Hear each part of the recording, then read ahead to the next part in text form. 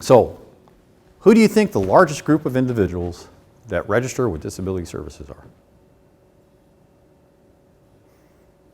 Yeah, I know. It's a pretty easy analysis, right? So, yes, that's right.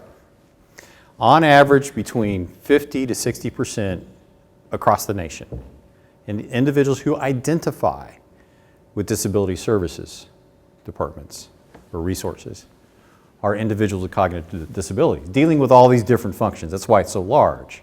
It could be ADD, it could be attention, it could be learning, it could be dyscalculia, it could be all sorts of different ranges. This is a large range, large population. They have something, every one of them, in common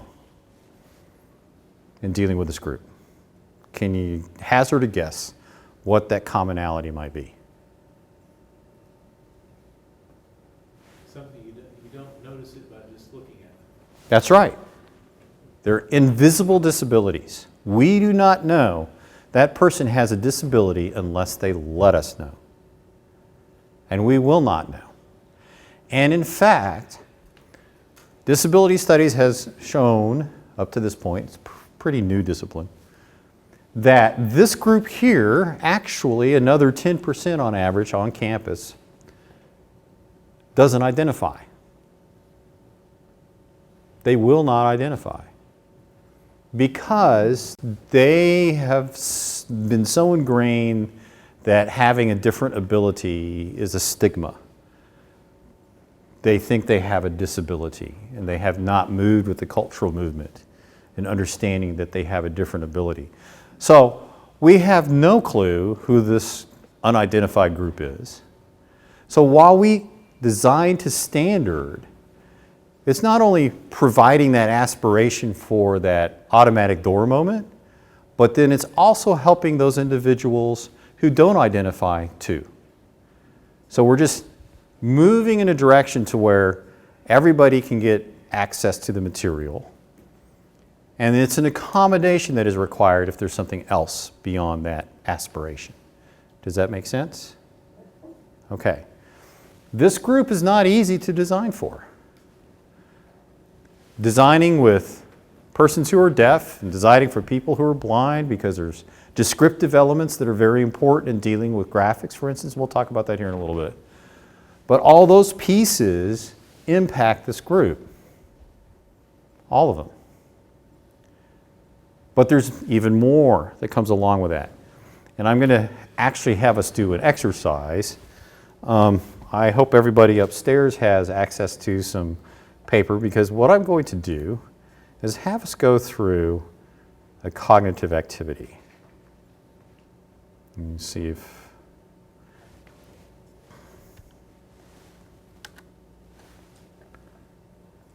Can you guys see that well enough? Okay. What I want you to do is follow these instructions, these wonderful, simple instructions. There you go, sir. There you go. Oops. There you go. Kind of small, I know, but there you go. There you go. Okay, don't start yet. I'll have everybody start at the same time.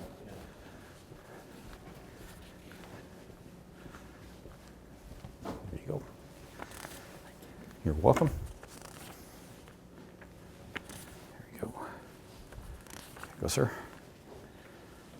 There you go, sir. Okay, we're going to take 3 minutes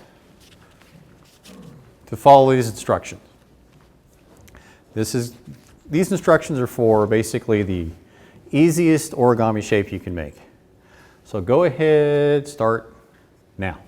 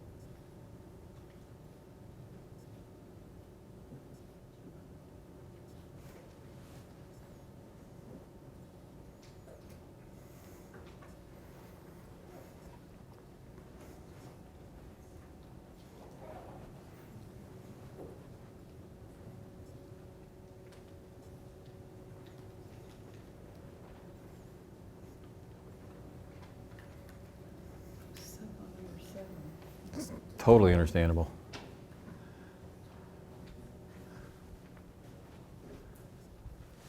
We have 1 minute.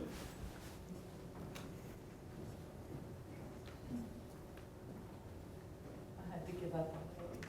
Oh, that's understandable. That's all good.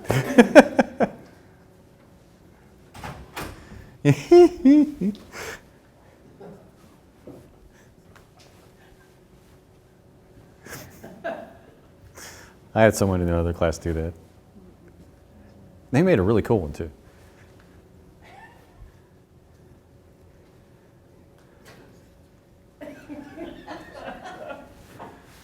Almost there. Getting closer. It's okay. Did you ask about disabilities? I'll We didn't tell you if we have any disabilities. No, you didn't. I guess this isn't very accessible then, is it?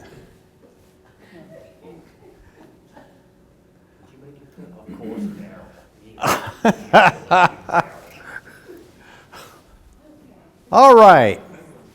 We got 1, 2, 3, 4. Hold them up high. All right, guys. 5. Excellent. All right, there we go. What is it? It's an origami cup, right?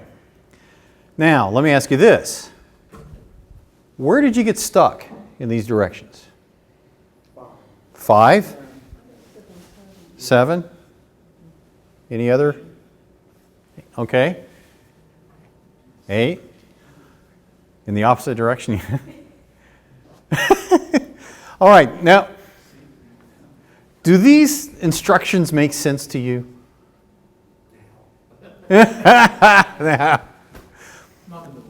Exactly. Do these instructions read like some of the technical manuals you've read? Indeed. They're better than some of them, yeah. Or some of those manuals to build furniture, like IKEA. Drawings, the drawings always help in those manuals. Ah, okay. So first of all, the point I'm getting across is we need to design concise language. It needs to be understandable, and it needs to be clear, very clear. Now, of course, that is discipline specific. I'm having an aljolt here. Excuse me. So that's very, very, very important that we keep that in mind while we're developing our textual component of our content. However, text itself, how many people actually benefit from the traditional method of material of text, textbooks, lectures and notes only? Do we know a percentage? Do we have an idea? It actually is very reflective of the traditional method of what happens in higher education. There is a group of people that always get A's fairly easily when you're dealing with this traditional method. That's because that is their learning mode. They get access to that material because that is their favorite way of dealing with it. I just happen to be one of them. Although I do like kinesthetic learning, I really love reading. And then I like talking about it. So that's great. That's good for me. But the average is like 17%. So if only 17% of us, which is the reason why you have those individuals getting those types of grades, you don't have a bunch of, this is how they know how to get a handle on this material. But all that other 83, well, how do they get access to this material? So number one, what I want to make sure you understand is when we're talking about accessibility, we're talking about whom? Everybody, right? Text only does not reach everybody. In fact, it reaches a small minority.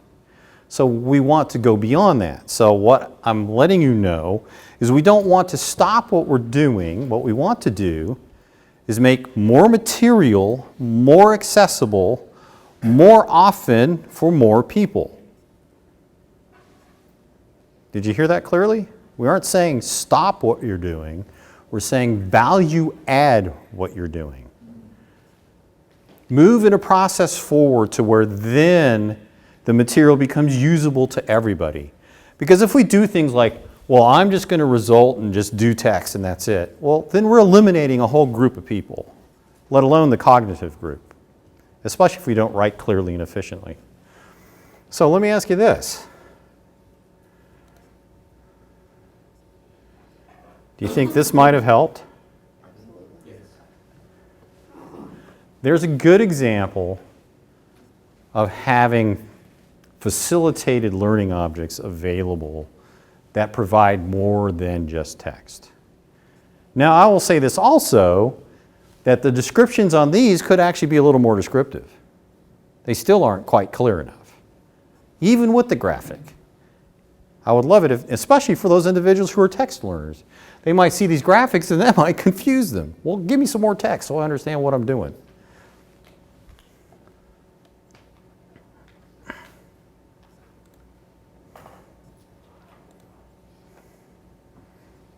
How about this?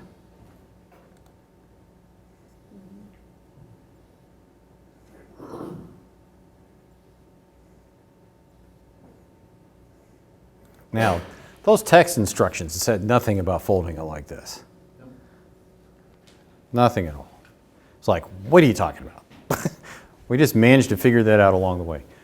This is one example. Now, this is also an example of an inaccessible flash object.